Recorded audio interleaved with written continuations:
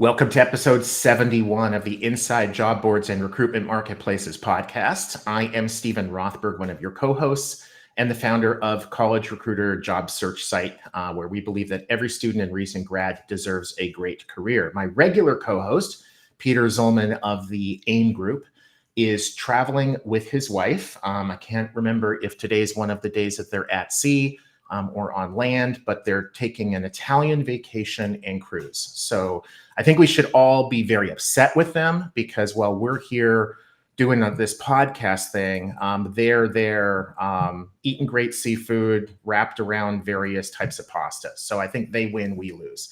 But I am joined today by two of my favorite friends in the recruiting space. Our guest, Jim Stroud, we'll get to him in a minute. And my guest co-host is Chris Russell with RecTech Media. Hey, Chris, maybe tell people a little bit about yourself and what RecTech Media does. Yeah, purveyor of all things recruitment media, recruitment technology. I kind of cover that space. My job basically is to inform the modern recruiter about what's out there and new and exciting in the world of recruiting technology. So a little off content creation, curation, and consulting for vendors in the space. Awesome. So some of your clients are job boards. Yes. Correct? Yep. Any of those? Yep. Yeah. Awesome. So if you're looking for somebody, there's his LinkedIn URL, right? Probably half my week is spent on job board consulting today. So cool. And the other half riding e-bikes, but that's another story for another podcast. Exactly. And do you want to introduce today's guest? Yeah, we got Jim Stroud, the editor at SourceCon, a longtime industry veteran, and I'm glad to see him on the show today. Yes, thank you. Still here. Been in the game since 1997, what some call the prehistoric era of recruiting. As the editor of SourceCon, I have the privilege of promoting the SourceCon conference, which is the premier conference for all things sourcing since 2007. Wow. And been around a long time. So I help organize the conference. I help organize the speakers. I create content on the SourceCon site, which keeps you abreast of all things sourcing. And it is my pleasure to be here. Awesome. How's it going at SourceCon, Jim? It's going great, actually. We just had one in Orlando a couple months back, and now we're gearing up for our next conference, which will be in San Diego, October 22nd and 23rd at the Hard Rock Cafe in San Diego. Good times ahead. Nice. Awesome. Chris, you want to go with the first question? The guest should go first, right? All right, sure. So we're talking about sourcing and job boards today, Jim. What do you think the difference is between a sourcer and a recruiter? Let's start there in terms of defining that for the audience. Sure. Sourcers, they are tasked with finding QIAs, which are qualified, interested, and available candidates. That's typically the definition that most go by. I'll add in one caveat. Sources should find qualified, interested, and available candidates that their client can afford. That's a big difference. A recruiter would then take the relationship that has been started by the sourcer in finding that QIA and taking it to the next level, all the way up to hire. Interesting. So, in my mind, and we were talking about this just briefly before we jumped on, in my mind, I've always thought of sourcers as being more likely to do like resume searching, CV searching, profile searching, recruiters to be more likely when they're using a job board to be posting jobs. That's pretty different. And you definitely know this space better than me, because it sounds to me like a sourcer absolutely could post a job. Is that so? It's like the way that I was looking at it sounds like that's not the best way of looking at it. No, recruiters will likely be the ones posting the jobs, most likely, although sources could. Recruiters tend to do that. Sourcers look at job boards, I think, as a treasure trove of competitive intelligence. For example, I'll give 3 examples. One is what I call pre-qualification. So if a hiring manager wants a software engineer, and you're trying to figure out exactly what the hiring manager wants, but you also want to make an easy search for you, then you could say go to Microsoft's uh, career site or to their job board, and you see the qualifications and requirements that they need for someone who has the job title of programmer one, right?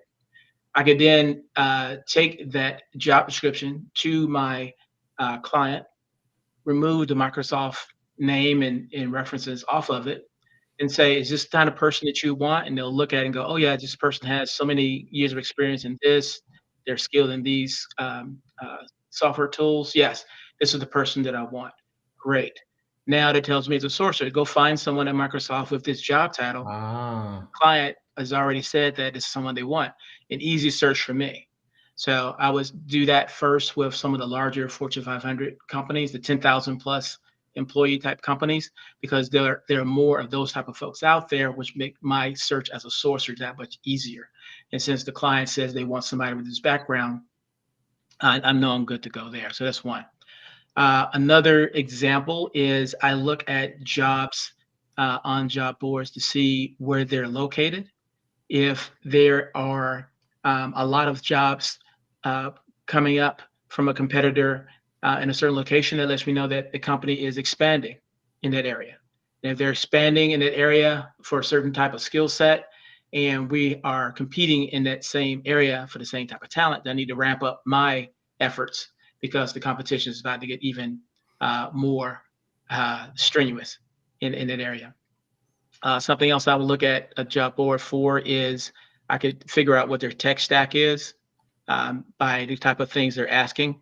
I can tell what they may be planning to build based on what they're asking from for the people who are applying. Since jobs are now posting their salaries on a lot of them, not all of them, but a lot of them are posting their salaries. That's great benchmarking data. So I can say, I see where my competitors are paying X amount of dollars. If I'm going to be competitive, I need to pay at least that amount or more. If I see that they are hiring more contract people than full-time people, that tells me that they may be launching several short-term projects, or they have a very flexible workforce strategy. But if they have more full-time roles than contract roles, then it lets me know they're doing more of a long-term investment in their staff. I think that's more than three, but those are the ones top of mind. And I could list others if you want, but that was top of mind. Jim, how aggressive are sourcers, do you think, when it comes to leveraging the big resume databases out there from Indeed, ZipRecruiter? Is it a daily thing? Give me some sense there. And also, have you ever seen something called resume alerts on any of these job boards where you basically like a reverse job alert almost? Yeah, I think one thing, for better or worse, and I've seen this across the board, no matter they're a novice or a seasoned professional, a lot of times when a new job is posted, they go to LinkedIn and then Indeed and then the job board, so forth, rather than going to their own applicant tracking system, which is my pet peeve. I would say look at the people who've applied to the job first, but they don't do that. It's like a crazy reflex. I sort of liking it to going into a nightclub and you're single and three women come up to you and they start flirting with you, and you say, no, I don't want to talk to you. I want to talk to all these other women out here who don't know I exist and express no interest in me. That is where I'm spending my time. So that's just like a little, sorry, it's just a little pet peeve of mine. But Jimmy, that baby. is, Chris, am I hearing correctly that Jim is basically saying that he really has no interest in talking to people who might be attracted to him? Is that a fair? Okay, That's what I heard. Yeah. for whatever reason, that is just ingrained in a lot of recruiters from novice to senior. The automatic reflex is to go to job boards and LinkedIn before looking at an applicant tracking system for whatever reason. That's what they do. So yeah, I think I figured out the question in that. Yeah. I mean, how much of these big databases are part of their daily task? Okay. Searching, would you say? Yeah, I would say a lot, because a lot in terms of the different tools that are out there that go to different job boards and make it easier to search multiple job boards from one space.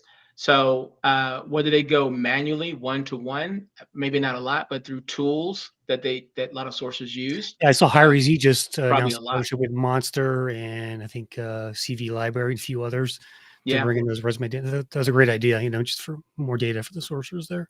exactly. So yeah, quite a bit to answer that question. Cool, yeah. And I think for job boards, Stephen, I think that's a good feature to have, like kind of a reverse job alert system for the sourcer or recruiter as a resume alerts. When a new resume comes on and matches X number of keywords or skills, whatever, shoot that out to the recruiter. Yeah. I could totally see that for a sourcer or recruiter that, in the next couple of weeks, I want to find this person, because they could sign up for an alert, get an alert, once a day for the next 14 days or whatever it might be, and then unsubscribe or inactivate it or whatever word that job board uses. But I bet if you're talking about somebody like Microsoft and they're hiring like a certain kind of software engineer, they're hiring that kind of person every single day, over and over and over again. So I would think in that case, they want that alert set up for a long time. I think we've got time for one more question, and I want to sort of build on what Chris was just sort of asking about in terms of like products that job boards can offer. So our viewers are mostly leaders of job boards. Look to the future, Jim. If you were running a job board and wanted to do more business with sourcers, what sort of products would you want to offer moving forward in this era of AI and generative, like the chat GPTs? What should job boards be offering moving forward? Super personal or hyper personalization, right? If I go to Amazon, if I look at a book, they're going to tell me, if you like this book, here are 3 other books that you like, right? I would like to see something in the future where job boards are so specific to a person that they're able to craft a job description specifically for me personally, right? Maybe they take some information from my Facebook history. Maybe they see how I maneuver online because of cookies from X or some other social media platform. And they say, okay, since Jim has bought these books and he goes to these websites, this is generally his type of interest. So let me fashion this job description that fits his personality and his interest level. So that may come across as I get an email saying, hey, Jim, we are building the next version of the Iron Man exoskeleton suit here at Ford, right? So that people working on our cars can work longer and protect their backs, things like that. So we know that you have the skills to build such an exoskeleton. We want to take it to the next level. We want it to be like Iron Man. So if you imagine any kind of suit Tony Stark would put together, that's the kind of suit we want to put together. We know you have a background in robotics. We know you've built exoskeletons in the past. We know that you have an interest in Marvel comics based on all the Marvel websites you've been to. So will you help us build the next Iron Man? That would appeal to me personally. Whereas it may go to Chris and says, hey, Chris, we are building the next exoskeleton suit here at Ford to protect our workers. We have so many patents on this already. We know that you've applied for patents in the past. We know that you have an interest in patent technology. So if you want to come work for us and maybe we could help finance your next patent on behalf of the company, please apply to this job to be an exoskeleton developer, what have you. Yeah, I think you're talking about like a persona-based job description that's kind of dynamic based on the individual viewing it, right? Exactly that. But not only that, maybe take it a step further too and use personality tests like maybe Myers-Briggs, right? And someone who is, say, a bartender has an outgoing personality, they would be I don't know, MBTI or whatever it is. And so the job board would know to put a psychological spin on the job description that it would appeal to that particular Myers-Briggs personality type, which stereotypically fits the personality type of a bartender, so that it will appeal to someone to that personality. Yeah. So personality type driven job descriptions I like to see as well in the future. Very cool. Well, guys, we're unfortunately, we're out of time. Very interesting. Closing note for me is that I just noted that Jim was talking about that job for either Jim or Chris, not me. And I think that the reason he left me out is because he knows that the manufacturer would want to keep their workers' comp costs down. Because if I'm involved, we would be in trouble. Gents, awesome. For people who want to know more about Jim or SourceCon, got his LinkedIn URL right there.